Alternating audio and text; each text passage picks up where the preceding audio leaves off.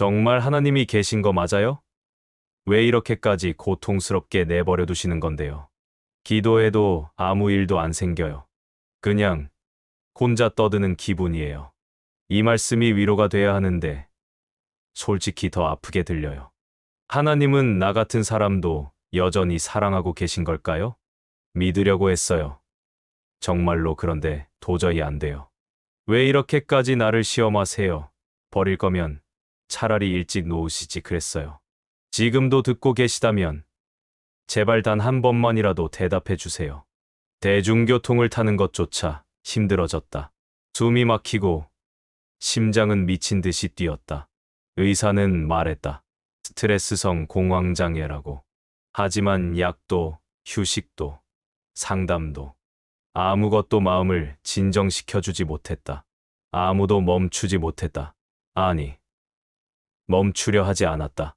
이 이야기는 한 사람의 인생을 송두리째 바꿔놓은 믿음의 여정입니다.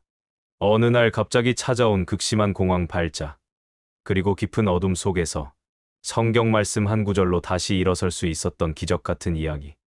이 영상에서는 그 고통과 회복의 과정을 생생하게 전해드립니다. 지금 구독과 좋아요, 알림 설정까지 해두시면 감동적인 실화와 함께 삶의 전환점을 만날 수 있습니다. 안녕하세요. 오늘 전해드릴 이야기는 단순한 종교적 간증을 넘어 한 인간의 심리적 고통과 그 회복의 과정을 따라가는 여정입니다. 평범한 일상 속에서 갑자기 찾아온 극심한 불안과 숨막히는 고통. 병원에서는 공황장애라는 진단이 내려졌지만 그보다 더 무서웠던 건 삶에 대한 희망마저 잃어버리는 감정이었습니다. 그날 서울 마포구 한복판에서 모든 게 시작됐다.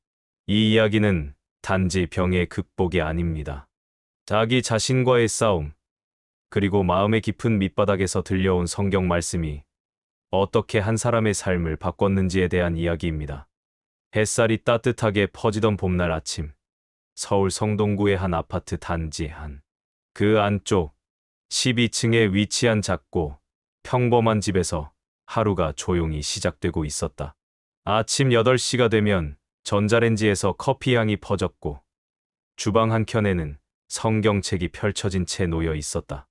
이전에는 그 책이 먼지 쌓인 장식품처럼 보였지만 지금은 매일 아침 손끝으로 넘겨지는 소중한 생명의 말씀이 되어 있었다.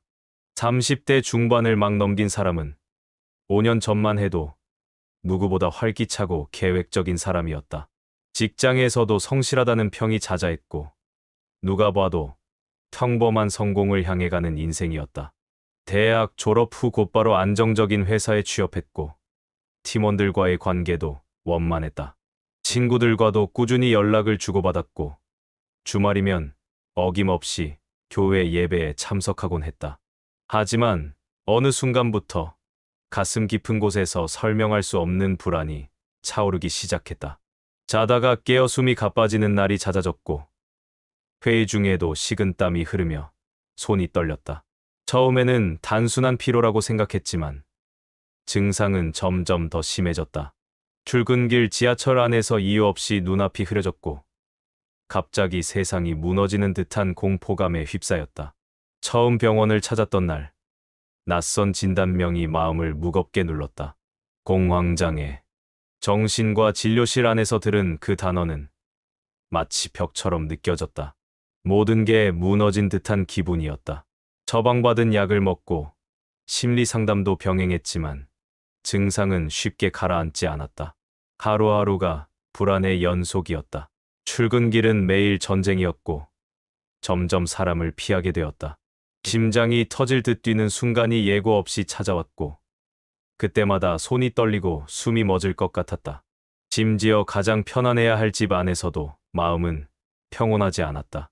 가만히 누워 있어도 생각은 꼬리에 꼬리를 물며 스스로를 더 깊은 구덩이로 밀어 넣었다. 모든 걸 내려놓고 싶은 충동이 밤마다 고개를 들었다. 주변 사람들은 걱정스러운 눈빛을 보냈지만 위로는 공허하게 느껴졌다.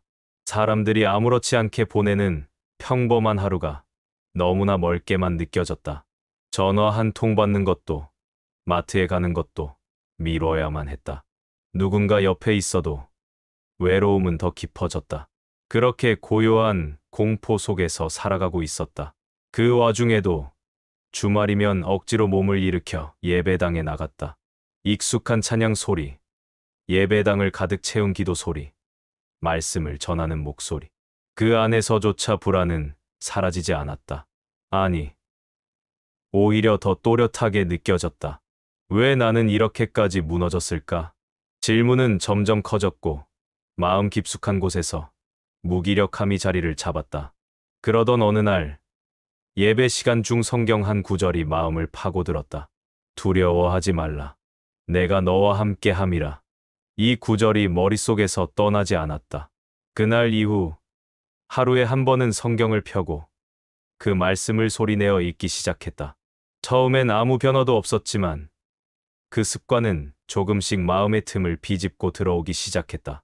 회사 사람들과는 점점 연락이 줄어들었고 집에서 대부분의 시간을 보내게 되었지만 그 시간만큼은 고요하게 성경을 읽는 시간으로 채워졌다. 복잡한 마음이 조금씩 가라앉고 깊은 숨을 다시 쉬는 법을 배우기 시작했다. 그리고 그 안에서 과거의 자신을 돌아보게 되었다. 무너져 내린 지금의 상태가 어쩌면 경고였을지도 모른다는 생각이 들었다. 지금까지 내가 믿었던 건 무엇이었나? 그 질문에 대답하기 위해 더 깊이 말씀 속으로 들어가야 했다. 주말 예배를 마치고 돌아오던 날이었다.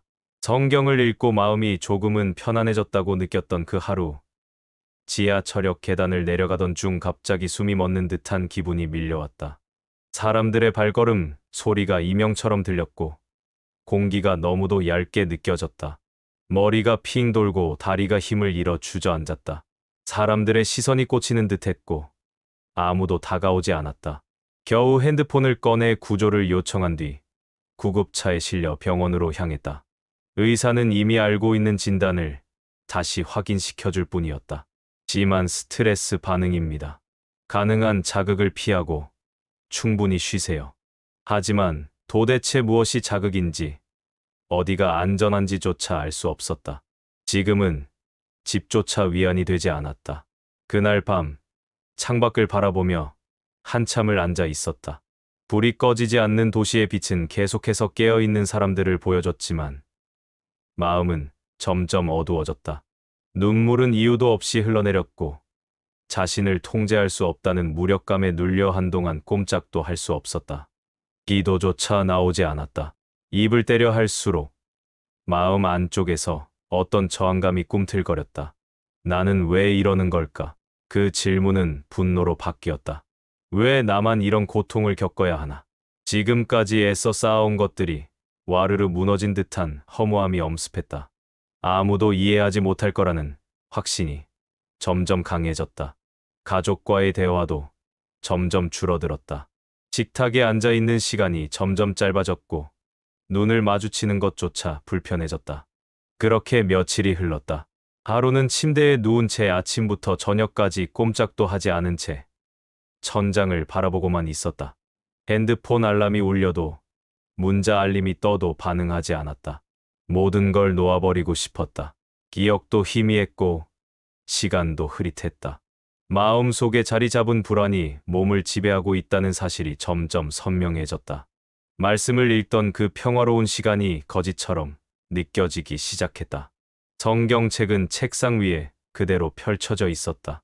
몇 날 며칠을 손에 잡지 않은 채 방치되어 있었다. 마음 한구석에서 포기해도 되라는 속삭임이 들려오는 듯했다. 기도할 힘도 없었고 듣는 이 없는 고백을 반복하는 것도 버거웠다. 거울 속 얼굴은 자신이 아는 모습이 아니었다. 그리고 가장 가까웠던 사람에게 상처를 주고 말았다. 걱정 섞인 목소리로 전화를 걸어온 친구에게 짜증 섞인 목소리로 말을 내뱉었고 전화를 끊자마자 후회가 밀려왔다. 미안하다는 말은 너무 늦게 떠올랐다. 아무도 자신을 이해하지 못할 거라는 확신이 관계마저 끊어내고 있었다. 그 밤, 불 꺼진 방 안에서 무릎을 꿇고 처음으로 소리를 내지 않고 울었다.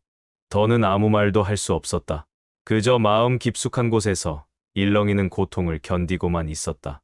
모든 것이 버겁고 모든 것이 무의미하게 느껴졌다. 그 순간 예전에 교회에서 들었던 말씀이 떠올랐다. 내가 너를 고아처럼 버려두지 않겠다. 그 말이 어쩌면 지금 이 상황을 위한 말일지도 모른다는 생각이 처음으로 들었다. 그러나 마음은 여전히 싸늘했다. 믿음은 멀어졌고 상처는 짙어졌으며 갈등은 이제 시작에 불과했다. 창문을 닫아도 마음의 소음은 사라지지 않았다. 밖은 고요했지만 머릿속은 끊임없이 웅성거렸다. 무언가 잘못되었다는 생각이 계속 떠올랐다. 이미 삶이 어긋나 버린 것 같았다. 그렇게 느껴지는 하루하루는 감당할 수 없는 짐처럼 무겁게 내려앉았다. 가끔은 숨을 쉬는 것조차 의식해야 했다. 몸을 움직이지 않아도 피곤했고 눈을 떠도 세상이 흐릿했다. 무언가에 쫓기듯 잠에서 깨고 이불 속에서 가슴을 움켜쥔 채 새벽을 맞이하곤 했다. 마음속에 들끓던 불안은 점점 현실을 잠식해갔다. 무의식적으로 문을 잠그고 커튼을 치고 핸드폰을 꺼두는 일이 습관이 되었다. 한때 사랑하던 찬양조차 거슬리게 느껴졌다.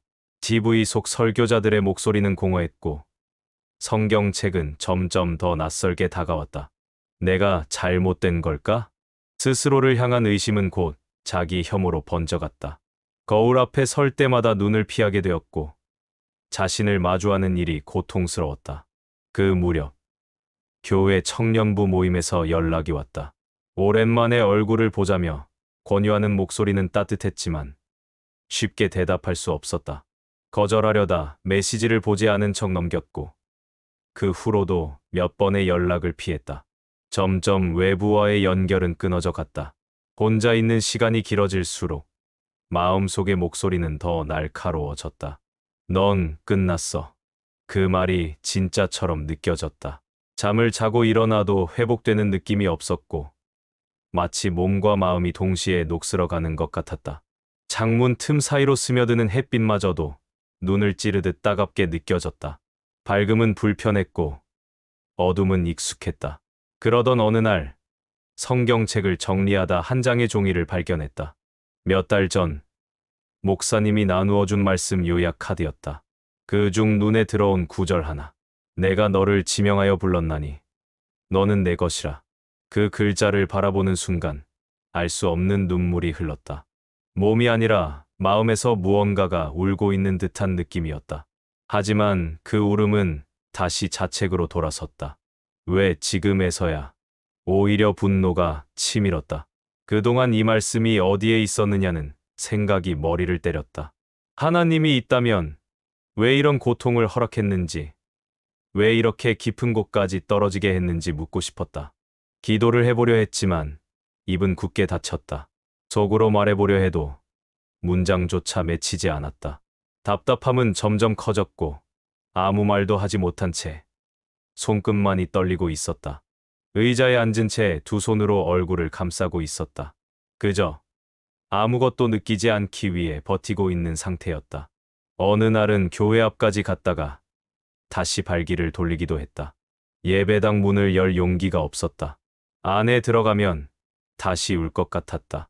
또 다른 이들이 찬양하고 기도하는 모습을 보며 자신만 멀어졌다는 사실을 더욱 뼈저리게 느낄까 두려웠다. 그 두려움은 자책과 분노, 무력감과 맞물려 강한 저항으로 바뀌었다. 그때부터는 성경책을 아예 서랍 속에 넣어버렸다. 하루는 그 책을 집어 던지고 싶은 충동에 휩싸이기도 했다. 믿음마저 상처로 다가오고 있었다. 버림받았다는 감각은 어느새 익숙한 감정이 되어 있었다. 밖에서는 계절이 바뀌고 있었지만 마음속은 여전히 겨울이었다. 따뜻한 봄바람이 불어도 그 바람은 방 안까지 들어오지 않았다. 이불 속에 웅크린 채 세상의 모든 색이 사라진 것처럼 느껴졌다. 자신이 점점 무너지고 있다는 사실을 인식하면서도 멈출 수 없었다. 그 고통의 흐름은 이제 단순한 증상이 아니라 일상이 되어 있었다. 며칠째 한 줄도 읽지 않던 성경책. 서랍 속 깊숙이 밀어넣어 두었던 그 책을 어느 날 갑작스럽게 꺼내게 된 건 아주 사소한 계기였다. 우연히 틀어놓은 라디오에서 들려온 짧은 설교. 볼륨을 줄이려던 손이 멈췄다. 목소리는 잔잔했지만 그날따라 이상하게 울림이 컸다. 너는 물 가운데로 지날 때에 내가 너와 함께 할 것이라. 강을 건널 때에 물이 너를 침몰하지 못할 것이며. 말씀은 이어졌다.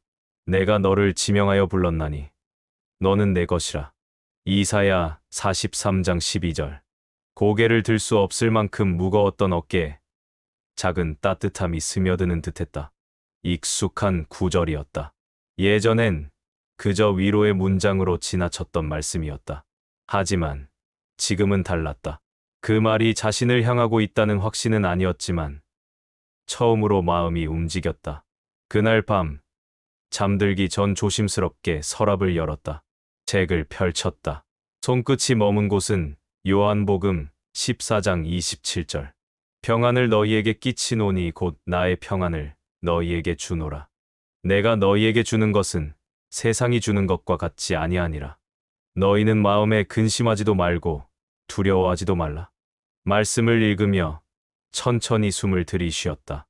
무엇이 달라진 건지는 설명할 수 없었지만 분명히 어딘가 조금은 풀린 기분이었다.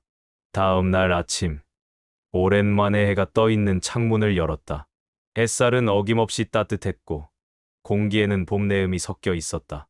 그제야 세상이 변하지 않았고 자신만 숨어 있었다는 걸 깨달았다. 갑작스럽게 모든 것이 회복된 건 아니었다. 하지만 작고 사소한 변화가 시작되었다. 거실 식탁 위에 성경책을 다시 놓기 시작했고 하루에 한 구절씩 필사했다. 하루는 로마서 12장 12절을 적으며 손끝에 작은 떨림을 느꼈다. 소망 중에 즐거워하며 환난 중에 참으며 기도에 항상 힘쓰라.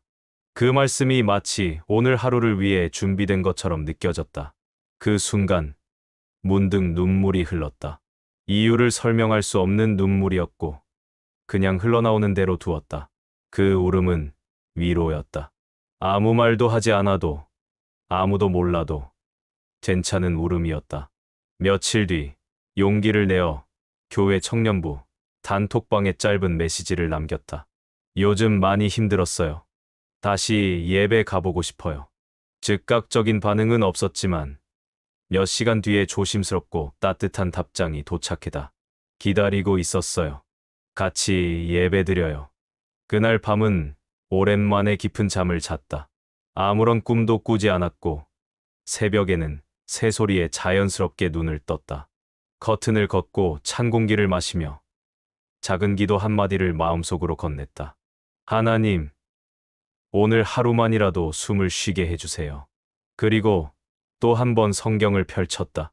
잠언 3장 5절에서 6절. 너는 마음을 다하여 여호와를 신뢰하고 내 명철을 의지하지 말라. 너는 범사의 그를 인정하라. 그리하면 내 길을 지도하시리라. 그 말씀은 삶을 단숨에 바꿔놓진 않았지만 살아야 할 이유를 되새기게 했다. 세상이 여전히 낯설고 불안했지만 이제 그 안에서 믿음이라는 작은 등불을 발견하고 있었다. 그 등불은 아직 작았고 바람에 흔들릴 수도 있었다. 하지만 분명히 타오르고 있었다. 그리고 그것만으로도 충분했다. 회복은 직선이 아니었다. 오히려 계단 같았다. 한 걸음 올라선 듯 싶다가도 어느 순간 다시 깊이 미끄러져 내리곤 했다. 청년부 예배에 나가던 발걸음도 어느 날은 문턱에서 멈췄다. 아무 이유 없이 그랬다. 몸이 아니라 마음이 움직이지 않았다. 믿음이 있으면 나아질 수 있다. 그 믿음조차 어떤 날엔 부담이었다. 하나님이 도우신다는 말이 위로보다 의무처럼 느껴지기도 했다. 말씀이 마음에 들어오지 않는 날에는 오히려 죄책감이 더 깊어졌다. 기도하지 못하는 자신이 너무 초라해 보였고 어쩌면 하나님도 외면할 거라는 두려움이 엄습했다. 하루는 성경책을 덮은 채 주저앉아 중얼거렸다. 왜 나는 아직도 이러는 걸까? 눈을 감아도 마음속 소음은 멈추지 않았고 며칠간은 다시 불면의 밤이 이어졌다. 복잡한 감정이 가슴을 짓눌렀다. 무언가를 원망하고 싶은데 정작 누구를 탓해야 할지도 알 수 없었다. 이사야 41장 10절 말씀이 문득 떠올랐다. 두려워하지 말라. 내가 너와 함께 함이라. 놀라지 말라. 나는 내 하나님이 됨이라. 내가 너를 굳세게 하리라. 참으로 너를 도와주리라. 참으로 나의 의로운 오른손으로 너를 붙들리라. 하지만 그 말씀조차 한편으론 날카롭게 다가왔다. 붙들고 계시다면 왜 지금 이토록 흔들리는 것일까? 그 질문은 곧 하나님을 향한 분노로 번졌다. 그 밤 창가에 앉아 창문을 열어젖힌 채 속삭였다. 제발 대답 좀 해주세요.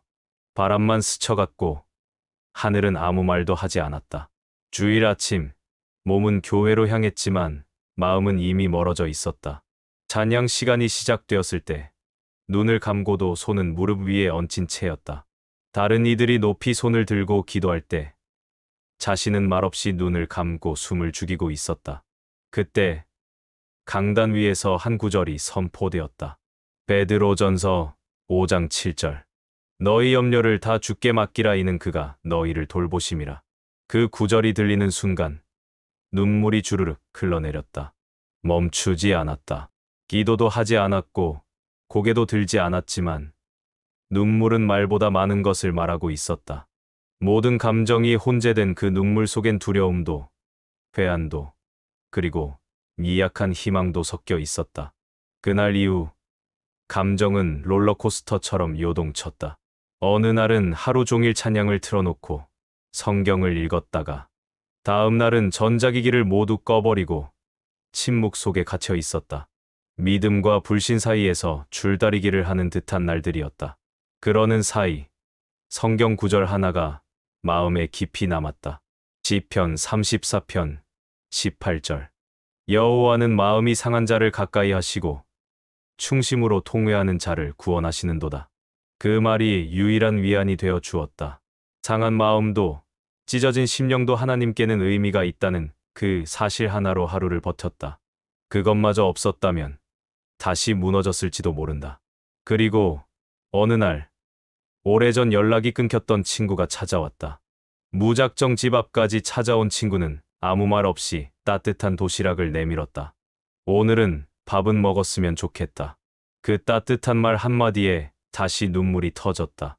하나님께서 보내주신 손길이 이토록 인간적인 모습으로 다가올 수 있다는 걸 그제야 깨달았다. 그날 밤 시편 42편 11절을 적었다. 내 영혼아 내가 어찌하여 낙심하며 어찌하여 내 속에서 불안해하는가. 너는 하나님을 바라라. 나는 그 얼굴을 도우심으로 말미암아 내 하나님을 여전히 찬송하리로다. 그 구절은 다시 시작할 용기를 주었다. 아직 싸움은 끝나지 않았지만 이제는 쓰러져도 다시 일어날 수 있다는 믿음이 생겼다. 고통은 여전하지만 그 고통 안에 하나님이 함께 계시다는 확신이 작게나마 자리 잡기 시작했다. 깊은 밤이었다. 아무도 없는 집 안은 정적에 잠겨 있었고 방 안의 시계 초침 소리조차 크게 울려 퍼졌다. 커튼을 친 창문 틈 사이로 거리의 불빛이 어렴풋이 들어왔고 침대맡에는 펴지지 않은 성경책이 놓여 있었다. 한참을 아무 말 없이 앉아있던 몸이 천천히 그 책을 향해 움직였다. 손끝으로 책의 표지를 쓰다듬다가 문득 한 장을 열었다.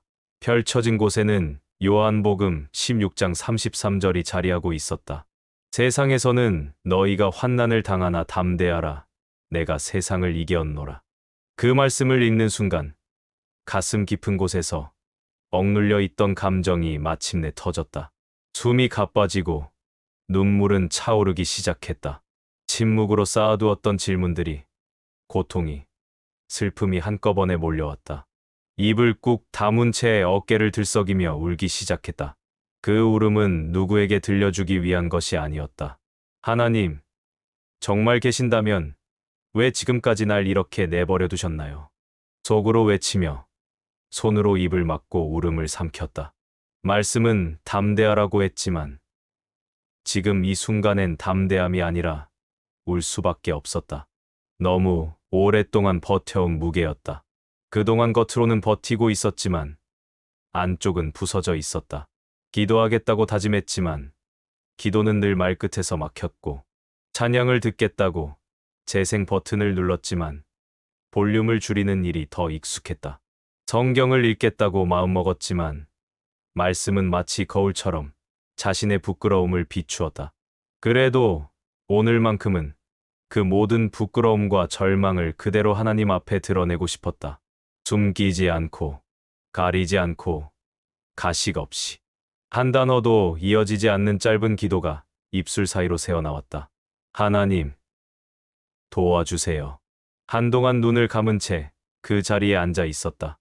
어떤 감정도, 생각도 들지 않았지만 마음 한가운데에 아주 미세한 평온함이 자리 잡는 듯했다. 흐르는 눈물이 아직 마르지 않았지만 그 눈물 속에서 처음으로 안도감을 느꼈다. 무너지지 않아야 하는 줄만 알았는데 무너진 채로 하나님 앞에 설 수 있다는 걸 그제야 알았다. 잠시 후 마음속에 한 구절이 떠올랐다. 시편 147편 3절. 상심한 자들을 고치시며 그들의 상처를 싸매시는도다. 그 구절은 누군가가 등을 다정히 토닥이는 듯한 따스함으로 다가왔다. 어쩌면 지금 이 울음은 치유의 시작일지도 모른다는 생각이 들었다. 마음속 깊이 묻어두었던 아픔들이 이제야 비로소 하나님 앞에서 열리고 있었다. 잠시 후 불을 끄고 이불을 덮은 채로 눈을 감았다. 그날 밤은 울다 지쳐 잠이 들었다. 아무런 꿈도 꾸지 않았고 아무도 깨우지 않았지만 아침은 평소보다 가볍게 찾아왔다. 눈을 뜬 순간 오랜만에 마음이 붕 뜨는 불안감 없이 고요했다. 그 고요함이 기적처럼 느껴졌다. 새벽 6시. 알람 소리에 눈이 떠졌다. 평소라면 무거운 이불 속에서 다시 눈을 감았겠지만 오늘은 달랐다. 그저 멍하니 천장을 바라보며 누워있던 눈빛이 서서히 흔들리기 시작했다. 머릿속에서 한 말씀이 다시 떠올랐다. 수고하고 무거운 짐 진 자들아, 다 내게로 오라. 내가 너희를 쉬게 하리라. 마태복음 11장 28절. 그 구절은 이미 수십 번도 넘겨봤던 말씀이었지만 오늘은 달리 다가왔다. 이번에는 위로처럼이 아니라 부름처럼 들렸다. 주님께서 지금 이 순간 자신을 직접 부르고 있다는 느낌이 들었다. 누군가가 손을 내밀고 있었다. 아주 오랜 시간 문을 두드리던 그 손길이 오늘따라 너무 선명했다. 주방으로 나가 조용히 물을 끓이고 커피를 내렸다. 그동안 혼자 있는 시간이 두려워 침대에만 웅크리고 있었지만 오늘은 의자에 앉았다. 핸드폰을 꺼내 성경 앱을 열고 오늘의 말씀을 읽었다. 요한일서 4장 18절. 사랑 안에 두려움이 없고 온전한 사랑이 두려움을 내쫓나니. 이 말씀을 보자 단순한 감동을 넘어 결단이 마음속에서 일어났다. 이제는 움직여야겠다는 생각이 들었다. 마음의 짐을 다 내려놓을 수는 없겠지만 적어도 한 발짝은 떼어야 한다고 느꼈다. 오랜만에 옷장을 열어 셔츠를 꺼냈다. 몸은 여전히 무거웠지만 마음만큼은 전과 달랐다. 교회 예배에 가기로 결심한 순간부터 놀랍게도 체온이 따뜻해지는 느낌이 들었다. 그날따라 공기가 맑았고 창문을 열자 살짝 불어온 바람이 얼굴을 스쳤다. 그리고 아주 조용히 입을 열었다. 하나님, 오늘은 그냥 걸어가 볼게요. 예배당 문 앞에 도착했을 때 심장은 여전히 두근거렸다. 하지만 문을 열고 들어서자 익숙한 냄새와 찬양 소리에 미세한 떨림이 스며들었다. 다른 사람들이 눈에 들어오기 전 강단 앞에 펼쳐진 성경 말씀이 먼저 눈에 들어왔다. 시편 30편 5절. 저녁에는 울음이 깃들일지라도 아침에는 기쁨이 오리로다. 그 말씀을 본 순간 지난 몇 달간의 모든 감정이 응축되어 쏟아졌다. 한 걸음 한 걸음 자리로 향하면서 눈물이 줄줄 흘렀다. 그 누구도 신경 쓰지 않았다. 오히려 누구보다 자연스럽게 그 자리에 앉아 있을 수 있었다. 주변의 찬양 소리에 둘러싸여 마음속 깊은 웅덩이에 한 줄기 빛이 들어오는 것 같았다. 예배 후 청년부 리더가 다가왔다. 아무 말도 하지 않은 채 조용히 손을 잡아주었다. 그 따뜻한 손길 하나가 수많은 말보다 큰 위로였다. 어쩌면 이 자리에 다시 돌아온 건 그저 신앙 때문만은 아니었을지도 모른다. 그토록 그리웠던 연결, 따뜻함, 품어주는 공동체를 향한 갈망 때문이었다. 집으로 돌아오는 길, 지하철 안에서 다시 불안감이 올라왔다. 그러나 이번에는 달랐다. 주머니 속에 넣어둔 말씀 카드를 꺼냈다. 이사야 26장 3절. 주께서 심지가 견고한 자를 평강에 평강으로 지키시리니 이는 그가 주를 신뢰함이니이다. 카드를 손에 꼭 쥐고 눈을 감자 심장은 서서히 안정을 되찾았다. 그날 저녁 다시 성경책을 펼쳐놓고 조용히 속삭였다. 하나님, 아직 갈 길은 멀지만 오늘 저를 붙잡아 주셔서 감사합니다. 기도가 끊기지 않고 흘러나왔다. 비로소 대화가 시작된 것이었다. 그렇게 작은 변화가 진짜 회복의 시작이 되었다. 하루하루가 조금씩 달라지기 시작했다. 예배당에 나가는 날이 점점 많아졌고 찬양 소리가 더는 멀게 느껴지지 않았다. 손끝에 닿는 성경의 질감이 익숙해졌고 아침마다 펼쳐놓는 말씀 묵상이 하나의 습관이 되었다. 불안은 여전히 있었지만 이제는 그 감정을 조용히 마주볼 수 있는 용기가 생겼다. 그 변화는 아주 작은 것들에서 시작되었다. 눈을 떴을 때 오늘 하루도 살아보자는 생각이 먼저 들었다. 커피를 내리는 동안 찬양이 흘러나왔고 식탁 앞에 앉아 손을 모으는 동작이 자연스러워졌다. 누군가와 눈을 마주칠 때 더 이상 고개를 숙이지 않게 되었다. 짧은 인사 속에서도 진심을 담을 수 있었다. 오랫동안 연락을 피했던 친구에게도 문자를 보냈다. 그날 고맙다. 내가 많이 미안했어. 답장은 빠르게 왔고 마주 앉은 커피숍에서는 예전처럼 웃을 수 있었다. 친구의 말 없는 이해가 눈빛으로 전해졌고 그 속에서 연결이라는 단어의 의미를 다시 되새기게 되었다. 청년부 모임에도 다시 나가기 시작했다. 말을 많이 하지는 않았지만 가끔은 자신의 이야기를 꺼내기도 했다. 나 그동안 공황장애로 많이 힘들었어. 근데 지금은 매일 조금씩 살아가는 중이야. 그 말에 누군가는 조용히 고개를 끄덕였고 누군가는 눈시울을 붉혔다. 그 자리는 더 이상 위로받는 자리가 아닌 함께 나누는 공간이 되어 있었다. 성경 말씀은 더 이상 책 속의 문장이 아니었다.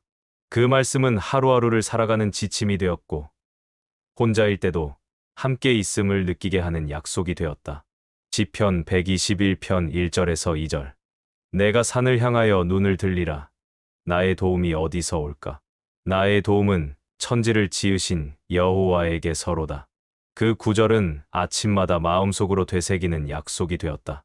지하철 안에서도 혼자 걷는 거리에서도 갑자기 가슴이 조여오는 순간에도 그 말씀은 자신을 지탱하는 뿔이었다.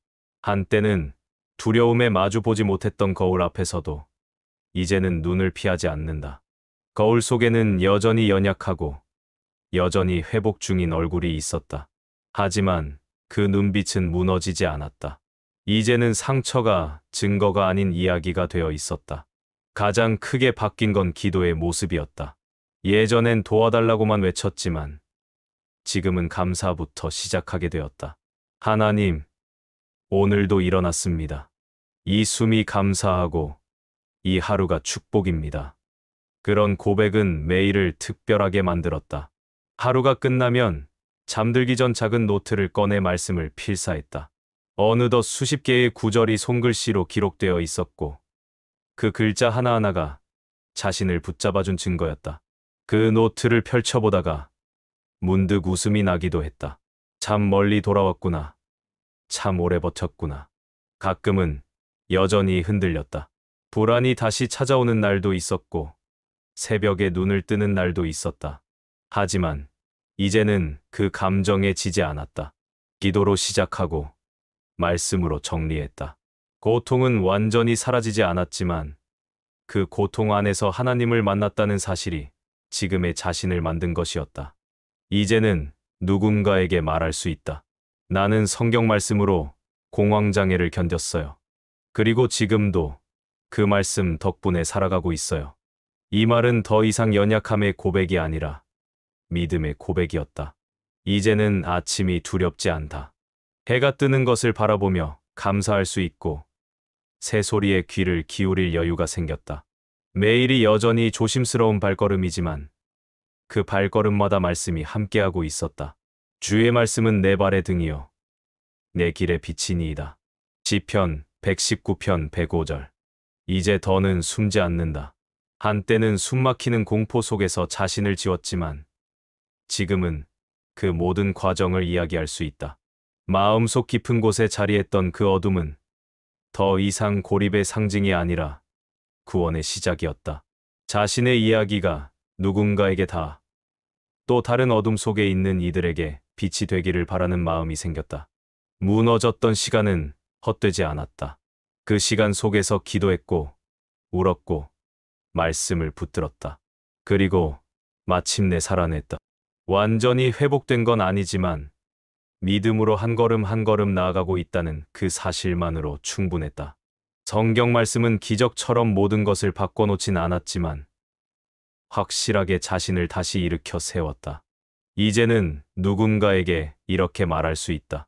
당신도 괜찮아질 수 있어요. 말씀을 믿고 하루하루를 견디다 보면 반드시 빛이 찾아옵니다. 그리고 마음속에서 또 하나의 말씀을 조용히 되뇌인다. 고린도후서 12장 9절. 내 은혜가 내게 족하도다. 이는 내 능력이 약한 데서 온전하여짐이라. 이제는 고통조차도 은혜라는 말이 어떤 뜻인지 조금은 이해할 수 있을 것 같다. 공황장애라는 깊은 밤을 지났지만 그 안에서 믿음을 찾았고 하나님을 다시 만났다.